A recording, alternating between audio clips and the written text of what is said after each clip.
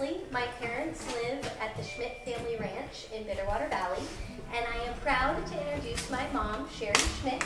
She's here today to talk to us about some stories about Bitterwater Valley. Thank you. Thanks everybody for coming. So I didn't start out in Bitterwater. So I'll tell you how I got there and how the rest of us got there. My dad, Jeff Nesson Schmidt, married my mom, Jean Lyritz, in Southern California because Dad had a job at North American Aviation. He was a rocket scientist, literally. Mom and Dad had 3 kids. Me, my sister Suzanne, and my brother Steve, who a lot of you know. We spent our childhood growing up in Downey and then Yorba Linda, California. And when I was 11, in 1964, Mom and Dad bought the Schmidt Ranch, and Dad continued working until 1980 when they moved to Bitterwater, and I'm getting ahead of myself. Mom and Dad had it easy with 3 kids. Dad's parents, Ness and Timothy and Mary Angeline Schmidt, had 12. Alice, Claire, Charlie, Margaret, Bob, Grace, Lloyd, Joe, Jack, Jeff, Faye, and Amy. Can you do that? Wow. Nelson and Mary had 30 grandkids, of which I counted today, we have 24 left. And they are, or were Don, Bill, Elaine, Donna, Dan, Patty, Mary Ruth, Sandy, Ted, Albert, Alvin, Mary Ann, Joanne, Lynette, Nesson, Brooke, Randy, Terry, Janet, me, my sister and brother, Kathy, Hal, Karen, Rod, Ron, Julie, Marietta, and Tim.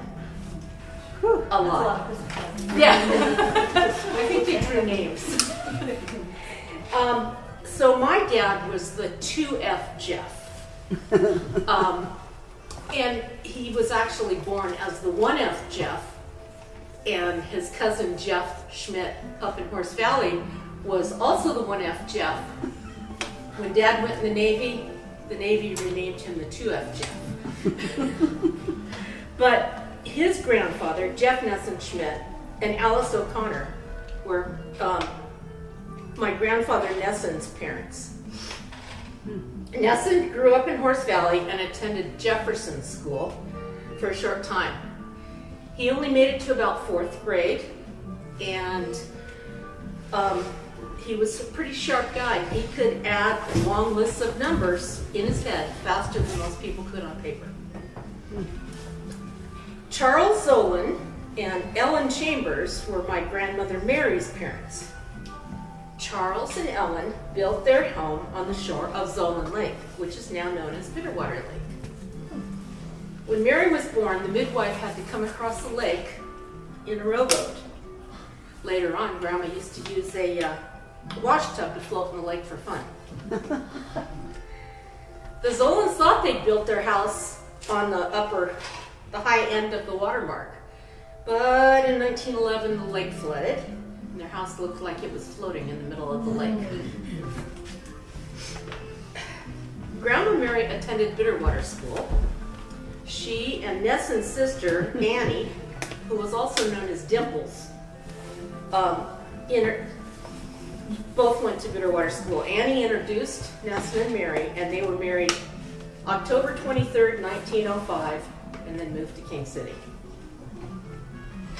When in King City, Grandpa Nesson worked for the A. Windeman Company, which was sort of like a general store. When the Salinas River flooded, blocking off Pine Canyon, residents weren't able to get their supplies. So the company moved a portable store out to the east side of the river, and Nesson manned it. The Pine Canyon customers used a device called the flying duck to cross the river to shop. My aunt Alice, who was 5 at the time, and Uncle Claire, who was 4 at the time, occasionally got to go to work with their dad, and they thought it was just great fun to ride the flying duck all day. During the same time, King City became incorporated. Nesson and Mary welcomed their third child, Margaret. She was the first baby born in the newly incorporated town. When Nesson and Mary decided to move to Bitterwater, they were able to do so with a horse-drawn wagon pulled by 4 horses and another smaller wagon. In 1915, there weren't any U-Hauls. They moved into the home of Tom O'Connor, which is one house just north of us now. My dad, Jeff, was born there in 1924. During that time, the Bitterwater and Tully schools consolidated. The Bitterwater building became the grammar school and the first 2 years of high school. Tully School, now known as Tully Hall, was used for dances, fundraisers, farm center meetings, regional talks, county supervisor meetings, and holiday meals. This was Prohibition time. My grandfather Nesson was Justice of the Peace, and Frank Selleck, his neighbor, was the constable. Rumor was it that Lewis Tully had a still out near Pretty Rock in Bitterwater. So Grandpa and Frank decided to go bust him. Somehow, Lewis was told about it. I had heard rumors that my Uncle Claire got on a horse and rode down and told him to hide the booze. And the moonshine was never found because it was underneath the chicken brooder in the Hall Canyon. Shortly before my dad was born, Frank Selleck was the motor grader driver. A gravel road was established from King City to Bitterwater. It was raining the night Dad was born. And with a gravel road, you'd think, okay, pretty good. But the doctor was covered in mud by the time he got out there. That's because he rode his motorcycle. In the mid-1930s, Bitterwater had a baseball team.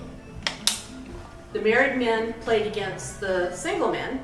The roster included Ed Chambers, Joe Zolan, Art Oswald, Henry Tully, Claire Schmidt, Gerald de Oliveras, Nesson Schmidt, and Wade Zolan.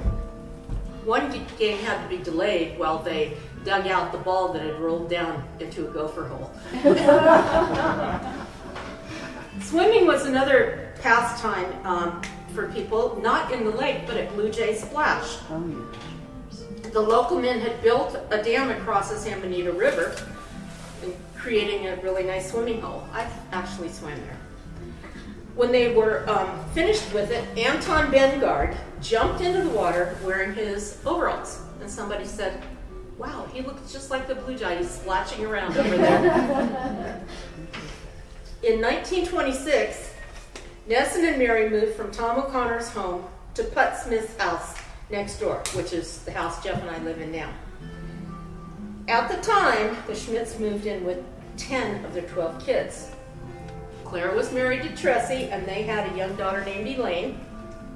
They shared the house with Nesson and Mary and the kids, and Alice was married and living on her own, and Amy Lou hadn't yet been born. Put Smith's son Rex had established a dairy on the ranch. It was rumored that he did so to stay out of the World War I draft. The Schmidt's family ran the dairy after they moved in. My dad's Jeff's job was to ride Tony the horse out into the field and bring the cows in for milking. He left the dry cows out in the pasture. One day, Dad wasn't feeling well, so his dad, Nesson, told him to just send Tony out to do it.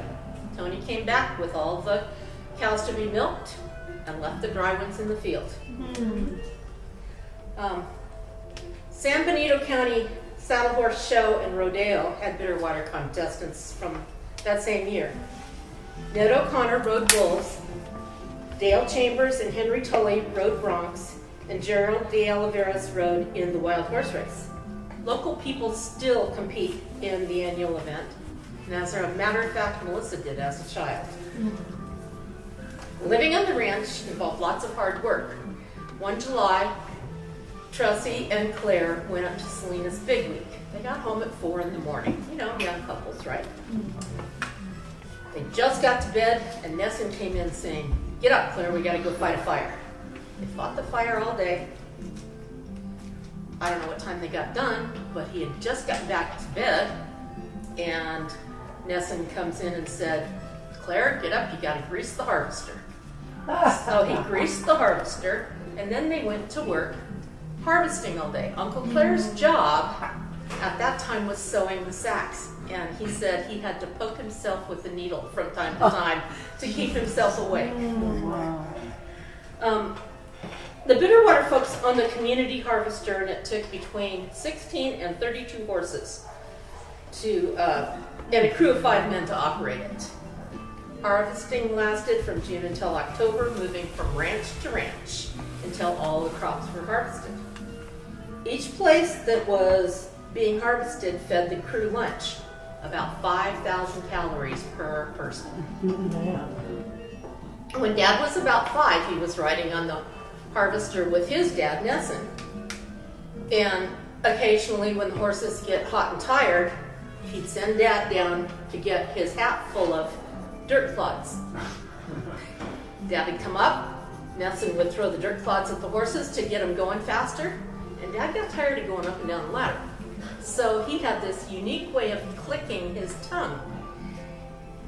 He started doing that, and the horses started running. And they kind of got out of control, but Nesson got them back in control, luckily, because if he hadn't, there would have been a lot of broken harnesses and a big wreck. 100 years ago, there were no standard-sized gates. Everybody had gates, but they were all whatever fit their opening. Some of the local boys got a little mischievous one Halloween, went around and stole gates from everybody.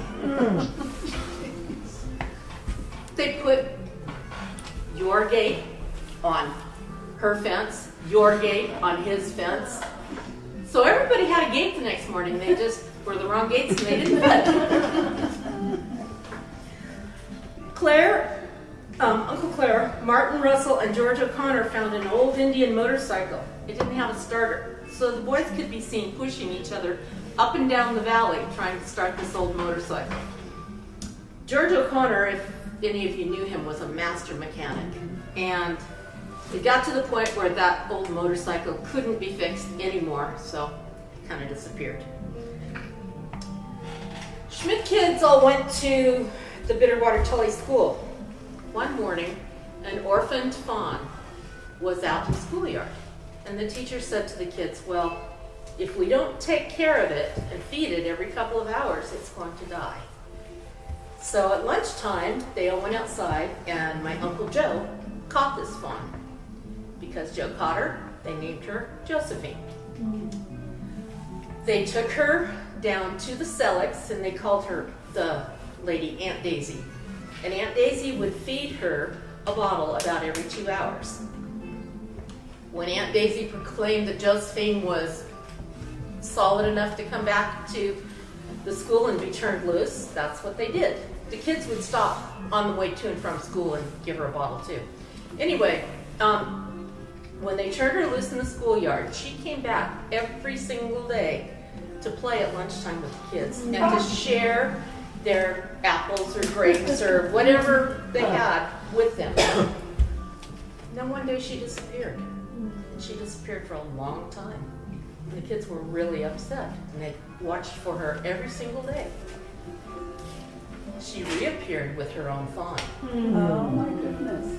She would jump the fence and come into the schoolyard to play with the kids, but the fawn never would. And that was one of my favorite bedtime stories growing up.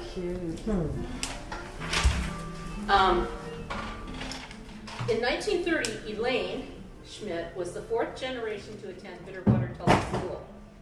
Her great-grandmothers, Alice O'Connor and Ellen Chambers, you'll hear about them later, and Mary her grandma, and Claire, her father, each attended the school. When Elaine was a student, her uncles Jack and Jeff and her aunts Faye and Amy Lou were also students at the Bitterwater Tully School. Students who lived less than 3 miles from the school were supposed to walk, and everybody else got transportation. I'm not sure how, probably a bus. But Agnes Tully was the principal, and she owned a car. So on her way, she'd pick up the kids that lived less than 3 miles and take them to school. One time, Frank, who commonly was known as Bud Tully, came to the school.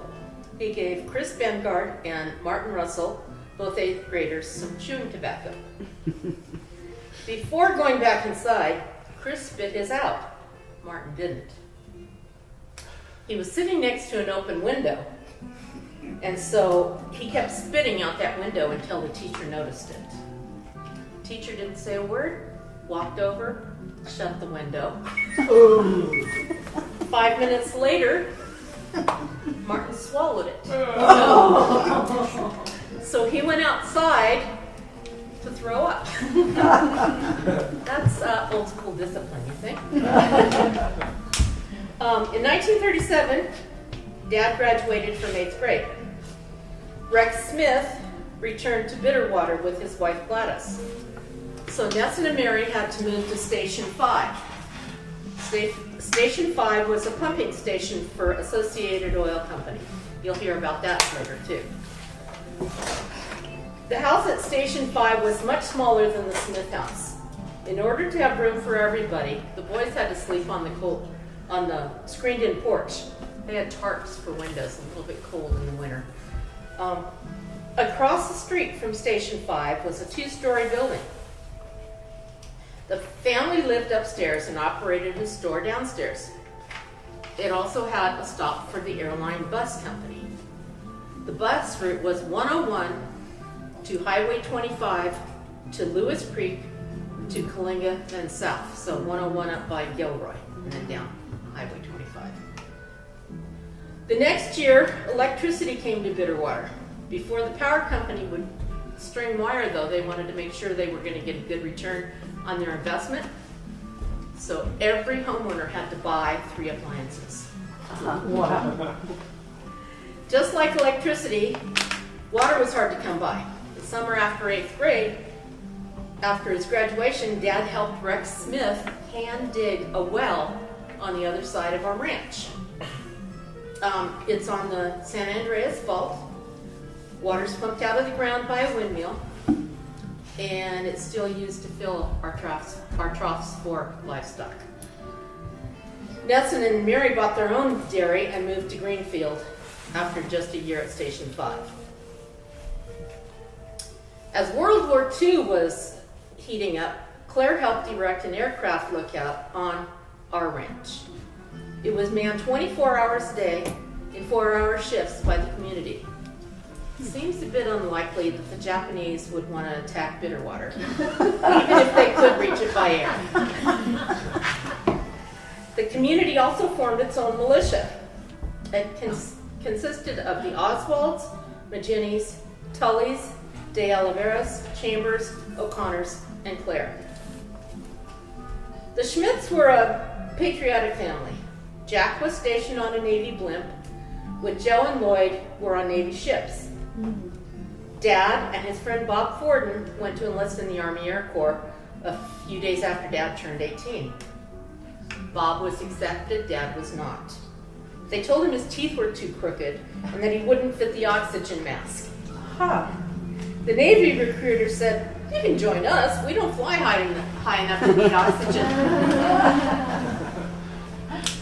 Brothers-in-law Elmer Fancioni and John Carroll, plus cousin Joy Mansfield, were also in the armed services during World War II. Bob Forden and Joy Mansfield never made it home. Bob was shot down. Joy was a nurse who contracted pneumonia. She thought the wounded soldiers needed the antibiotics more than she did, so she gave it to them. She died from the pneumonia. But back to Dad. The Navy had enough pilots in training when he joined, so he was enrolled in the V1 program, which basically told him keep going to college until you're called to active duty. He told his sister Faye that basically he just went to school during the war. That's not quite true. At the time, Dad was attending Salinas Junior College, now known as Hartnell.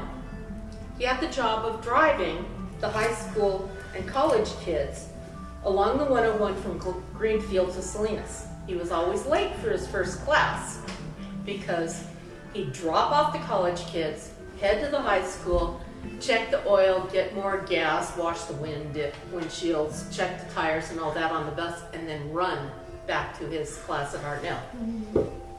In the afternoon, he had to do the same thing, only in reverse. Later, Dad was stationed back east, and he was flying, dropping sonobuoys over the Atlantic. Sonobuoys were used to try to detect enemy submarines. His plane was shot down. Since they were dropping them from a low altitude and from a seaplane, they landed on the water and taxied back to shore. Dad said he was never so seasick in his whole life.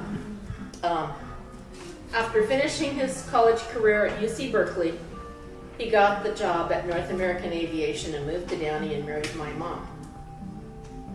So how did all his ancestors get to Bitterwater?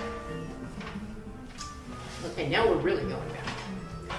Timothy O'Connor and Agnes McManus were both from Ireland. They moved to New York at separate times, but got married in 1865. Anna and Timothy traveled to San Francisco via steamer and the Isthmus of Panama, and they moved to Bitterwater in 1873. They moved onto part of the Tully Ranch because Timothy was partially disabled while he was a soldier in the Civil War. The Tullys donated the land to them, and Timothy and Anna had 7 children, including Alice. So Alice O'Connor, remember that name. 1F Jeff Nessen Schmidt of Denmark came from Hamburg to New York City via steamer. He took the train to Watsonville. He met David Selig when he arrived. Jeff left Denmark for fear of being drafted into the German army. He became a U.S. citizen shortly thereafter. About the same time, Ernest and Catherine Schmidt-Zollern family came west via the Isthmus of Panama. They had a son named Charles. Remember Charles Zollern? Henry and Sarah Chambers came from Texas via wagon train through New Mexico and Arizona. They settled in Hernandez. They had a daughter named Ellen. 1F Jeff Schmidt and Alice O'Connor were married November 28, 1875. They had a son born April 3rd, 1885. That was my grandfather named Nessen Timothy Schmidt. They lived in Horse Valley, and they ate what they could kill, mostly hogs, which is still a big part of the hunting in the Bitterwater Valley. About the same time, Charles Zollern and Ellen Chambers were married at her father's house. They became the grandparents of my grandma, Mary Angeline. Some other early Bitterwater settlers were Edward Chapin Tully from Missouri and Rufus Small from Maine. Edward Chapin Tully left home at 16 and came by prairie schooner to Chihuahua, Mexico. While there, he met and married Lupe de Oliveras. Her brother Francisco had introduced them. After a few years in Mexico, Edward met a man named Mr. White. He had about 10,000 sheep he wanted driven to Los Angeles. For payment, Tully would get to keep a third of the sheep and a portion of the net profits. Tully and Francisco de Oliveras spent January through August driving the sheep. The drive ultimately ended in San Francisco because the price for the sheep was much higher than in Los Angeles. En route, they leased land from the California missions to graze the sheep. When the sheep drive was complete, Tully and de Oliveras rode horseback looking for land to homestead in California. Because of the layers of fossils in the hills, they knew there had once been water in the Bitterwater Valley. After tasting the groundwater, De Oliveras called it agua amargo, bitter water. There were these were the two first white settlers in the valley. Before that, Indian Jack lived in a teepee. Each member of the Tully family filed 160 acres homestead claims, totaling 8,000 acres in Bitterwater. They donated 4 acres to the community for a hall, which is where the chicken brooders were. It was to be used for meetings, dances, music, speakers, stuff like that. Upon the death of Edward Chapin Tully, Ruby divided the ranch equally among her 5 sons. Eventually, Louis Tully sold his portion to Claire Schmidt. In 1875, Rufus Small purchased 160 acres. A few years later, he built a barn and a granary. When the train came to King City, several years later, the granary became obsolete. So it became a dance hall.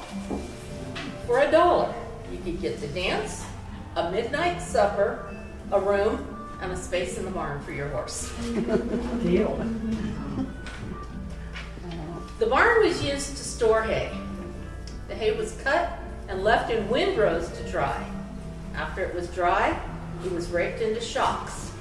These shocks were brought into the barn where a large fork on an overhead pulley was placed into it. The pulley system rose to the top of the barn with the help of a derrick. Duxie the horse would go back and forth all day long, attached to the derrick line to raise and lower the fork. When Dad was young, it was his job to walk Duxie back and forth.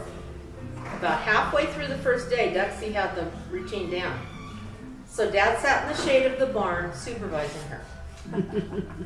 When the fork was full of hay and came to the place where it was needed, a trip rope dropped the hay and the entire process started again. The last time hay was put into the barn was about 1985. I participated by either driving the tractor with the buck rake full of hay into the barn or going back and forth all day with the derrick line attached to the truck. It was still easier than the horsepower when the horsepower used gasoline.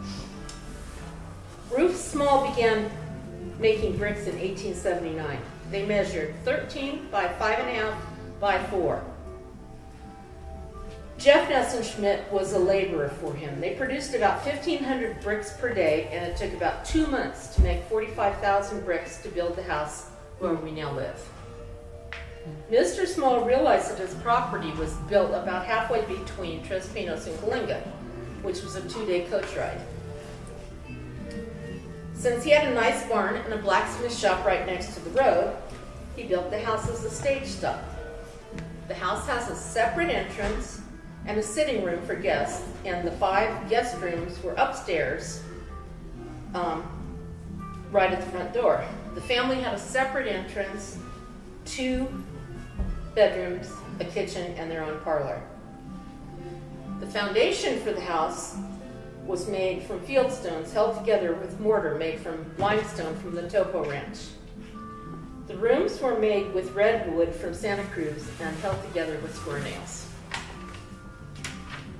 At that time, the mail route was from Soledad to Metz Road, through the Topo Ranch to Lone Oak to Peachtree. Although never used as a stage stop, the house did become the post office with Mr. Small as the second postmaster.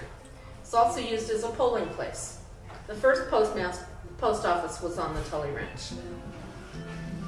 As well as the Small family, the house accompanied occupied by a teacher and a laborer, probably Mr. Matthews. In 1890, the property was sold to Put Smith.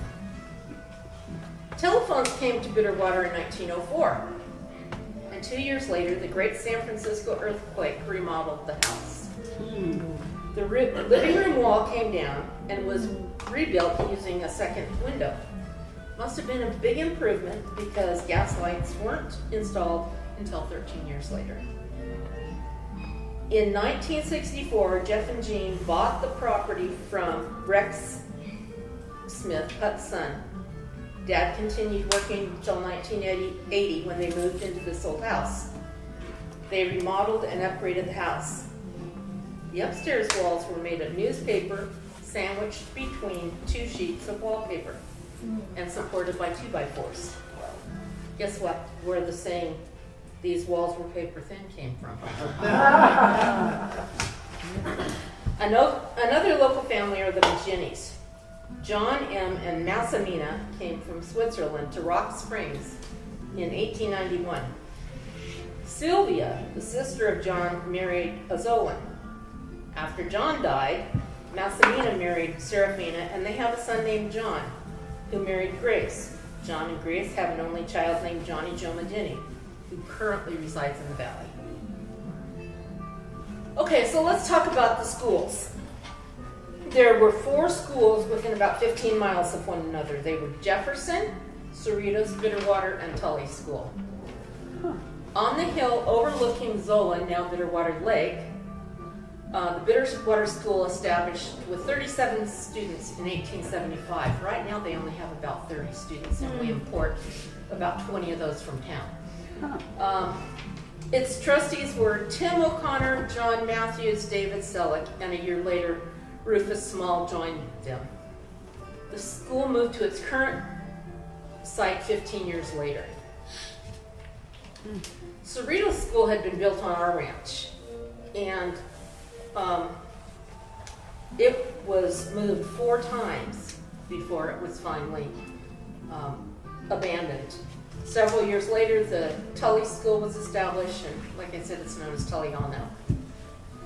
Bitterwater and Tully schools consolidated in 1920. The current Bitterwater Tully School was built in 1875. Many of the Schmidt kids were at the party before the old building was torn down. The only schools remaining to date are Bitterwater and Jefferson. In 1904, the Associated Oil Company established water and oil lanes from Coalinga to Monterey. The purpose was to provide oil for the World War I ships. In order to keep the oil fluid enough to pump, they had to heat it, and they heated it with boilers in stations along the line. Remember Station 5? That was one of the boilers. The water for the boilers in Bitterwaters came from Hipsy Dam and Cottonwood Springs. The pipelines came through all the ranches. In exchange for allowing the pipeline to cross, each rancher received a set amount of water each week from the company. When a tree fell down and broke the water line, like it did 3 years ago during our big winter, the company stopped pumping water and oil, but they fixed it and it started pumping again until 1949, when the company stopped pumping for good. San Francisco Chronicle ran an article about the company shutting down and leaving the Bitterwater ranchers without water unless they wanted to drive about 20 miles to King City or drink agua mineral, Bitterwater. That was bad publicity for the Associated Oil Company. So they sold the pipeline to the local ranchers for $1. And Hipsy Dam Mutual Water Company was established with Harold E. Claire Schmidt, Van Bengard, Roy Bray, and Art Oswald as its first directors. Local rancher Ned O'Connor was a great bulldozer operator and built the road up to the springs. Remember, he used to ride bulls? George Knowles was quite high in the oil company. After retirement, he became a water witcher. He had homesteaded in the Bitterwater Valley, south of the Hall Canyon. To make fence building a bit easier, they skirted around the hills instead of going over the top of them. And in a survey later on in life, he found out that his property line went through the middle of his house. So a couple other little stories. In the early 1920s, Henry Tully encountered a grizzly bear in Bitterwater. It was threatening to maul him, so he shot it. Uncle Bob Schmidt had the plague when he was a child, but he survived to 103 years old. In 1998, Bitterwater Lake flooded again. It closed Highway 25 at Daryl Chambers' house, or it crossed Highway 25 at Daryl Chambers' house. Daryl took Jeff and I and Melissa out on the lake in his little boat that we launched from the state highway. During earlier floods, Lynn Chambers and Larry Hansen were known to water ski on that lake. They just took the fence that was in the middle down so they could go back and forth between the two ranches. Today, Bitterwater ranchers are primarily descendants of original settlers from 150 years ago. Those families are Rist, Knowles, Barrington, Schmidt, Chambers, O'Connors, Oswald, Tully, and Magini. So if you were able to keep all the connections straight, you'll see that I'm related to the O'Connors, Chambers, Maginis, Oswalds, and Nita Tully told me the other day that I'm also related by marriage to the Tullys. So I imported my husband Jeff from Carpinteria so I wouldn't marry any of my cousins. Thank you.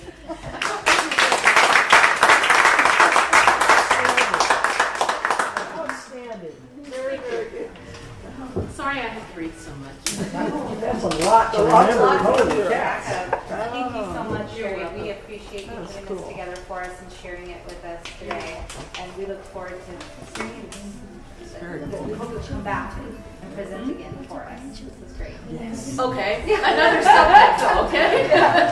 All right, awesome. Thank you, everyone who came out today. We appreciate it so much. Feel free to grab a snack. Enjoy the museum, and our gift shop is open today. We've got a special 30% off everything in there, except for consignment items. It's 50% off to help you get your holiday shopping going. And then remember that on your way out, you can grab a MCARLM ornament off of our tree to take home. Thank you so much. Thanks, Tim.